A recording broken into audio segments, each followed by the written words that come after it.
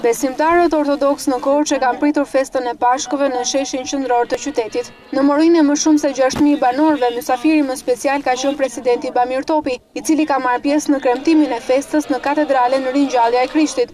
Kreu i shtetit i shoqëruar nga kryetari i Bashkisë së Korçës, Niko Peleshi, ka ndjekur meshën e drejtuar nga mitropoliti i Mzot Johan në katedrale për të pritur më pas në mesnatë Ringjalljen e Krishtit dhe për të ndezur flakën e dritës së shenjtë, që është një simbol i veçantë i Pashkëve.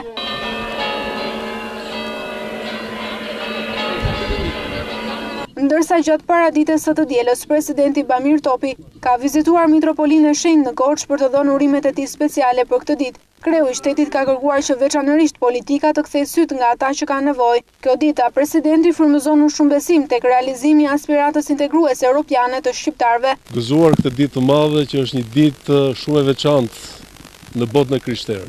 Unë do të uroja që të ringjallim kudo shpresën për një ditë më të mirë.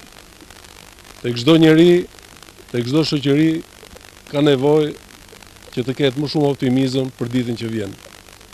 Dhe besoj që ky mesazh që vjen nga kjo filozofi e krishterë është shumë signifikative, sidomos për ata që kanë fatet e tjerë vendore. Ata që merren me politikën, që merren me institucionet. Meshat e shenjta për Ringjalljen e Krishtit janë mbajtur në të gjitha kishtat ortodokse të vendit. Besimtarët kanë sfiduar motin e keq dhe janë drejtuar kishave ku kanë ndezur qirinj dhe kanë thyer vezët e lyera me të kuqe, ngjyrë që simbolizon gjakun e Krishtit.